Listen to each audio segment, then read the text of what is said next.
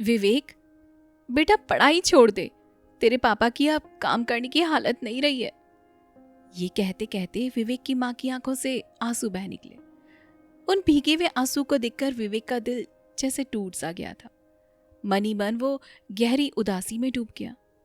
माँ, आप चिंता मत करो, मैं कल कुछ ना कुछ काम ढूंढ लूंगा और रात को आके अपनी पढ़ाई भी कर लूंगा। गरीबी का बोझ उसके छोटे से कंधों पर आ पड़ा था। दिल चाहता था कि किसी तरह घर की तंगी को दूर कर दे, माँ पिता के चेहरे पर फिर से मुस्कान लौटा दे, लेकिन इसके लिए उसे पढ़ाई छोड़कर मजदूरी करनी पड़ती। पर विवेक के सपने भी कुछ छोटे न थे।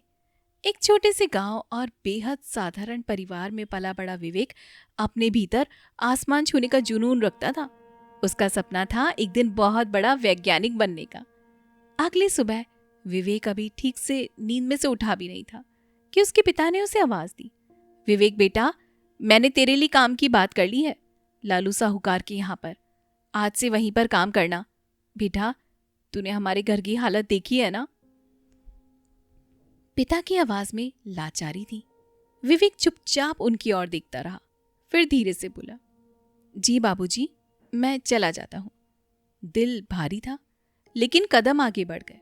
गांव की पगडंडी पर चलते हुए अचानक उसके फटे चप्पल से एक बड़ा सा कांटा उसके पैर में चुभ गया। आह! दर्द हो रहा है। विवेक दर्द से चीखा, मगर रुकने का समय कहाँ था। उसने धोती का कोना फाड़कर खून रोकने की कोशिश की और फिर पैर घसीटते हुए आगे बढ़ने लगा। थोड़ी देर बाद वो लालू साहूकार के घर पर पहुंचा। सामने ही चौड़े से दरवाजे के पास साहूकार बैठा हुआ था। उसके चेहरे पर घमंड और आंखों में तिरस्कार था। ओ, तो तू है नया लड़का? लालू साहूकार ने उसे ऊपर से नीचे देखते हुए कहा। जी, विवेक ने सर झुकाकर जवाब दिया। ठीक है, ज्यादा सोच विचार करने की आदत मत डालना।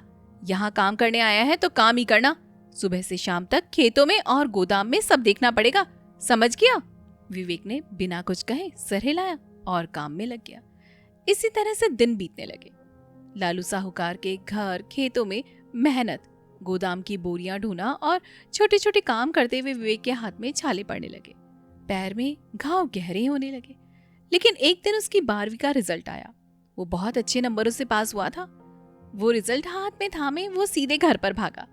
माँ पिता के सामने जाकर खड़ा होकर बोला, हांफते हुए बोला, माँ, पिताजी, मेरा रिजल्ट आ गया है। मैं बहुत ही अच्छे नंबरों से पास हो गया हूँ।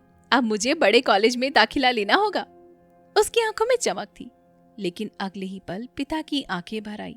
माँ ने सर झुका लिया। बेटा विवेक, हम लोगों के पास खाने के लिए 2 वक्त की अच्छी रोटी भी नहीं है। हम इतने महंगे कॉलेज की फीस कैसे भरेंगे बेटा? विवेक जैसे सुनकर जड़ सा हो गया। उसके हाथों से रिजल्ट का कागज कांपते हुए नीचे गिरते गिरते बचा। वो सोच भी नहीं पा रहा था कि वो आगे क्या करेगा। विवेक के सामने अंधेरा छा गया। रिजल्ट हाथ में था, सपनों की रोशनी आंखों में थी, लेकिन आगे बढ़ने का कोई रास्ता दिखाई नहीं दे रहा था। कैसे करूं पढ़ाई? कहां से लाऊं इतने सारे पैसे?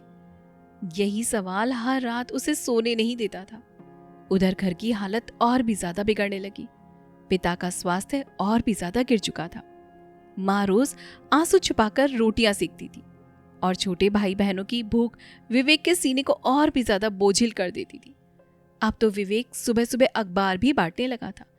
गांव और कस्बे की गलियों में साइकिल न होने की वजह से उसी फटी चप्पल के साथ दौड़ता, लोगों के दरवाजे पर अखबार छोड़ता, मगर जितने पैसे आते वो सारे के सारे पैसे घर में ही खर्च हो जाते। बचत नाम की कोई भी चीज नहीं थी। उसके पास एक जोड़ी चप्पल तक खरीदने के पैसे नहीं बचे थे। वही पुरानी छेद वाली चप्पल उसके पैरों में पड़ी थी। चलते वक्त कभी पत्थर पैरों में चुभ जाते, कभी कांटे चुभ जाते। पैर छिलते, खून निकलता, दिन हो या रात विवेक सिर्फ और सिर्फ काम करता रहता। लालू साहूकार के खेतों में, गोदाम में और फिर अखबार बांटने के काम में। उसका तन थक कर टूट हो जाता था, मगर मन के भीतर का जुनून उसे हर सुबह फिर उठने पर मजबूर कर देता। दिन पे दिन बीतते गए और विवेक का संघर्ष और भी ज्यादा बढ़ता गया। एक तरफ उसके भीतर साइंटिस्ट बनने का जुनून था, तो दूसरी तरफ माँ और पिताजी की टूटी हालत और घर की तंगी। रात को थका हुआ जब वो घर पर लौटता तो माँ उसके पैरों की तरफ देखती, छाले पड़े, खून सूखा हुआ, मगर विवेक मुस्कुराकर कह देता, माँ कुछ नहीं माँ, सब कुछ ठीक हो जाएगा। लेकिन अंदर ही अंदर वो टूट रहा था। वो जानता था कि सिर्फ मजदूरी और अखबार बांटकर वो अपने सपनों तक कभी नहीं पहुंच सकता। एक रात चारपाई पर लेटे लेटे उसने खुद से कहा, ऐसे नहीं होगा, मुझे सचमुच आगे बढ़ना है तो रिस्क तो लेनी पड़ेगी। अगली सुबह उसने अपने पास बचे हुए कुछ रुपए निकाले। वो बहुत ही कम थे, लेकिन उसने ठान लिया था वो पैसे लेकर बाजार जाएगा और कुछ आम खरीद कर लाएगा। उन आमों को धोकर चमकाकर एक छोटी सी ठेली पर सजाएगा। फिर वो शहर तक निकल पड़ा। धूप तेज थी, चप्पल टूटी हुई थी, पैर जल रहे थे, मगर उसका दिल उम्मीद से भरा हुआ था। सड़क किनारे खड़ी होकर उसने आवाज लगाई, आम ले लो, मीठे मीठे आम ले लो। कई सारे लोग रुकने लगे। धीरे धीरे उसके सारे के सारे आम खत्म हो गए। दिन खत्म होने से पहले ही उसको बहुत अच्छा मुनाफा हो गया। यही है रास्ता, विवेक ने मन ही मन कहा। इसके बाद हर हफ्ते वो थोड़ा थोड़ा सामान लाता और बेचता। आम, सब्जियां, फल, जो भी मिल जाए। दिन में काम, शाम को ठेला और रात को पढ़ाई। धीरे धीरे उसका मुनाफा बढ़ने लगा।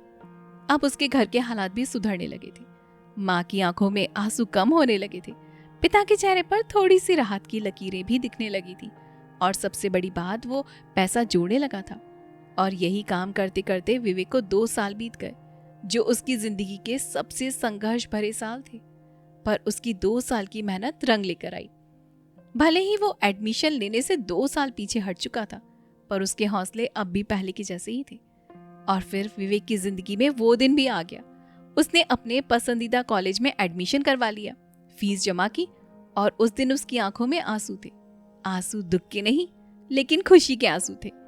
लेकिन ये सफर उतना भी आसान नहीं था। कॉलेज में दाखिला लेने की खुशी तो थी, मगर असली लड़ाई अब शुरू हो चुकी थी। पढ़ाई का खर्च, किताबें, हॉस्टल का किराया, सब कुछ पैसों से ही चलता था। और विवेक जानता था कि उसके घर के हालात अभी भी इतने अच्छे नहीं हुए कि हर महीने का खर्च उठा सके। इसलिए उसने ठेला पूरी तरह से नहीं छोड़ा। सुबह क्लास में जाता, दोपहर में लाइब्रेरी में पढ़ाई कर लेता और शाम होते ही अपनी छोटी सी रेड़ी लगाकर शहर की गलियों में खड़ा हो जाता। कभी फल बेचता, कभी सब्जियां बेचता, कभी रात के 11 बजे, कभी 12 बजे तक। लेकिन शोर में, गाड़ियों और शहर की भीड़ में उसकी आवाज गूंजती थी, आम ले लो, ताजी ताजी सब्जियां ले लो। पढ़ाई और काम का ये संतुलन उसके लिए आसान नहीं था।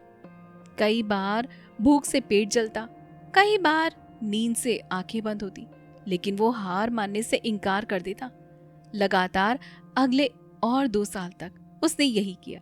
दिन रात मेहनत की, हर सिक्का जोड़ा, और उस मेहनत की बदौलत धीरे धीरे उसके पास इतने पैसे इकट्ठा हो गए थे कि अब उसे पढ़ाई की चिंता कम होने लगी थी।